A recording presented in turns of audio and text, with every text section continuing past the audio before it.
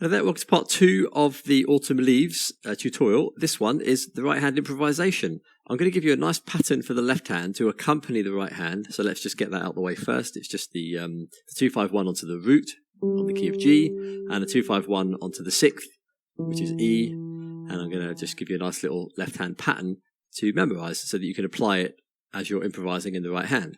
So you're going to start on the A minor 7 flat 5, or A half diminished, but on the second inversion. So E flat G, A, C. Flat 5, G is 7, A is root, C is the minor, E flat's the flat 5. And then you're just going to keep the top 2 notes and drop the bottom 2 down to... Actually, I want to give you another chord. You can go to D and F sharp, A and C, but I'm going to recommend also considering an A flat, because it just sounds a bit more elegant if you listen to the piece like that. It's much more jazzy than... It's a bit too simple sounding. So you have 2 choices there. And I'm going to propose this one with the A flat in the middle. And then G major 7, second inversion, with the D on the bottom, D, F sharp, G and B. That's second inversion, G major 7. And the next chord is C major 7, C, E, G and B. They don't change. And then the F sharp half diminished. In root position, it would be, just so you get acquainted, it would be F sharp, A, C and E. But because we're on the C major 7 already, all we need to do is move the G to the F sharp and the B to the A. And that's as if the F sharp and the A are down here. So it's second inversion, basically. And then B7, the top 2 notes are already there. So just B and D sharp need to be played. F sharp and A stay the same. And then on E minor 7, you're just going to play the B, keep it there because it's the 5 of E minor 7. And just play D, E, which is the 7 in the root, and the G. Or you can just literally come up to the root position, which I agree sounds better. I'm just giving you a nice little pattern for the left hand, so I'll just repeat it without talking. Maybe do it in both hands. Do it correctly in both hands.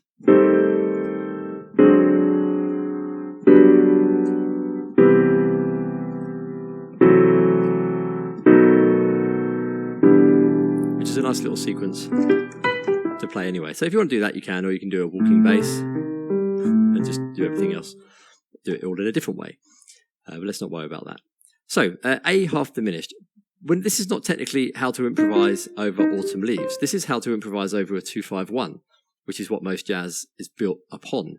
So don't think about this being Autumn Leaves. But you can reference the melody in the improvisation. So this part is the 3 steps to improvisation, but I'm not going to make it all about what notes to play. I'm going to make it more about how to play them. And that's quite hard to teach because a lot of it comes from just listening to as many jazz piano recordings as you possibly can. And that's a very long list. So I'll just give you a couple of ideas and you can go away and play with them. You want to identify how you play the piano. Become an observer, see what happens. So I'm not going to stay on the chords for the correct amount of time. I'm not going to do it fast. I'm going to give you a nice, interesting technique. So the first one is you need to imagine that the left hand is playing. We're just going to play it for bars and bars and bars, not for 4 bars, because it's going to move too quick, I think, for a lot of you. So what I want you to do is take that first shape, E flat, G, A, C. It's A half diminished, or A minor 7 flat 5 in second inversion. And imagine you're not playing it. And your right hand is only going to play the chord tones. So you have to be able to see, and this is part of jazz piano anyway, abilities, you have to be able to see that chord all over the piano, not just in one octave, not just here in the middle, everywhere. And you're going to play it, you're going to play an improvisation using only those notes, but you're going to imagine the bass is playing something all the way down here off the camera. It's got a nice little bass player doing his thing down there. Or there's a guitar player just jamming in the middle, strumming some nice chords, and a couple of inversions. It's going to sound quite nice. The guitar player doing that. And it's just on A half diminished. You're going to do this to all the other chords too. And you're just going to play an improvisation using the notes of the chord first. There's 2 other layers, and I'm going to start with the first one, which is called tones. So you're going to do it a few times, and just see what happens. So I'm going to start. I call this the no idea philosophy. I have no idea why I want to start on a C. And I don't know why I want to go to a G next. And I don't know why the E flat and the A is coming and the G and the C there. No idea. I don't even remember what I've just said.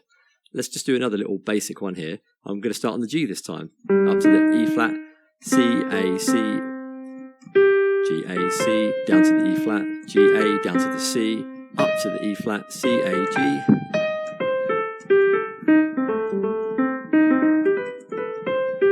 Ignore that B.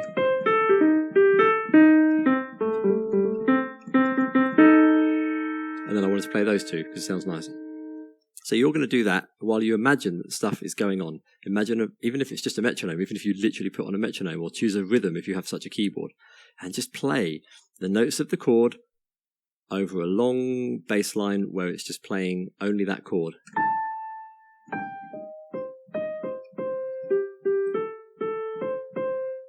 I'm just feeling a rhythm.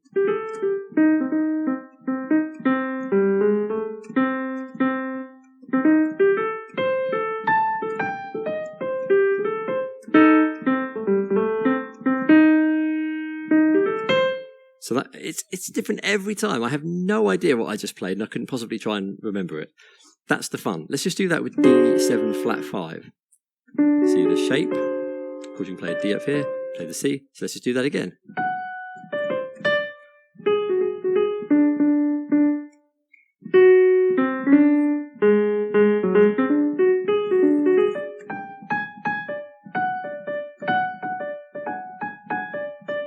I can really imagine a whole band behind me as I'm playing this. And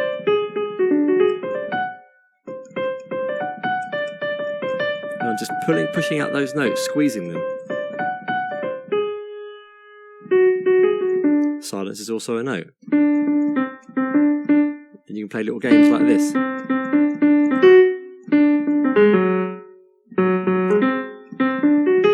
Then you can play against the rhythm. I'll just do that with the left hand so you can feel it. Or you're kind of playing like sort of contra melody, not contra sort of rhythm in a way.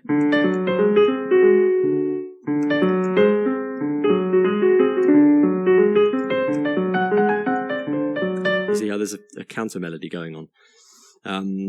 So that's the first thing to do. Really, really great fun exercise. Second layer is where you add notes of interest.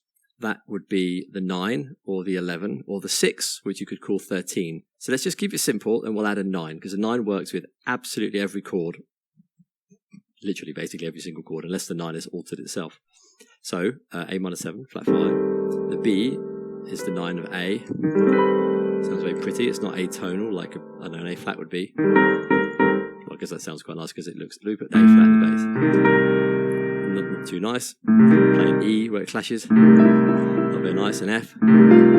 See, there's certain notes don't sound very nice, but this one just sounds very pretty. It just belongs there. So now you're going to do the same exercise, but put the B in it sometimes. I'll just jab the chord a little bit here, but that kind of like this speed is what I'm feeling inside.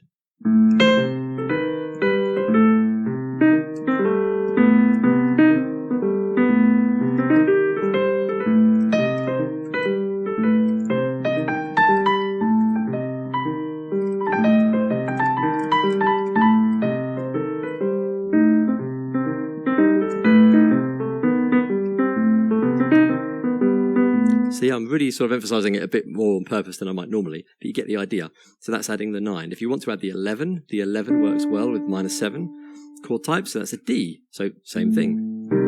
Was I doing a walking bass or was I jabbing? I can't remember. Well, I'll just jab this time.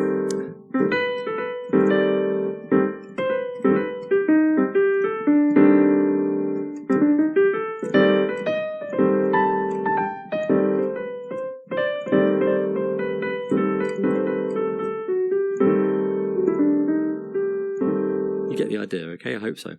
And the 13, of course, doesn't matter for that chord type. So 9 and 11 basically are the ones you want to add.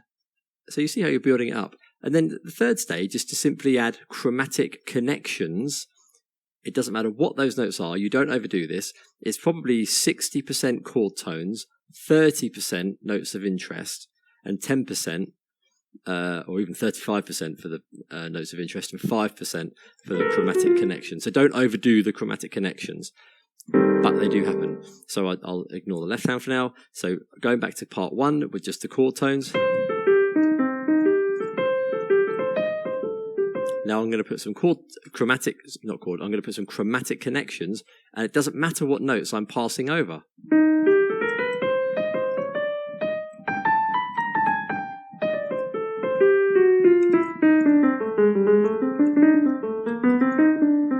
I'm always seeing the chord tones. All the other notes are just chromatic connections from a previous note to another note.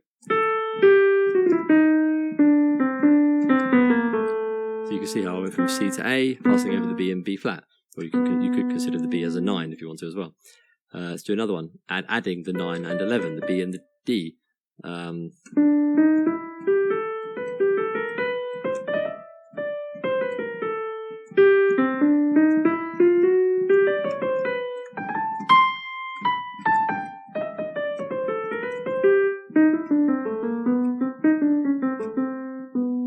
So it might sound a bit out of nothingness, but it's, of course, I'm hearing it with that chord type.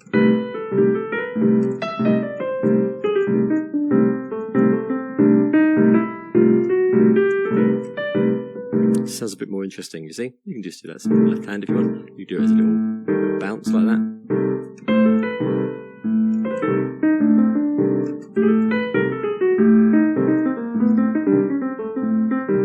So you get the idea. So do that with all the chords, of course, as you go all the way through the song. And that is it. So I do recommend simply listening to a lot of jazz piano, Oscar Peterson, Bill Evans, and then more melodic ones like, I can't remember all the names. I'll put a list below. I don't want to ruin the video by failing memory. But I'll put a list of good albums to listen to below. And Hank Jones is the one I was trying to think of. Tommy Flanagan. Just more poetic kind of style rather than just that rapid, insane Oscar Peterson stuff. And you'll learn lots of things. Red Garland, another one. So try that, and of course, eventually put it together.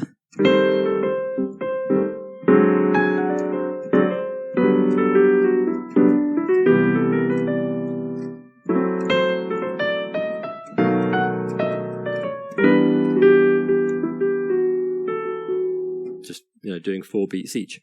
So don't let's make the video any longer. You'll have hours and months and years to play around with this kind of thing, and this is what really happens. I've listened to jazz for 25 years or so, and this is what they do. I've listened, I've transcribed, I've read transcriptions, and I can honestly say with confidence that, or certainty really, that it really is about 60 or so % chord tones, 30, 40, something like that percent notes of interest.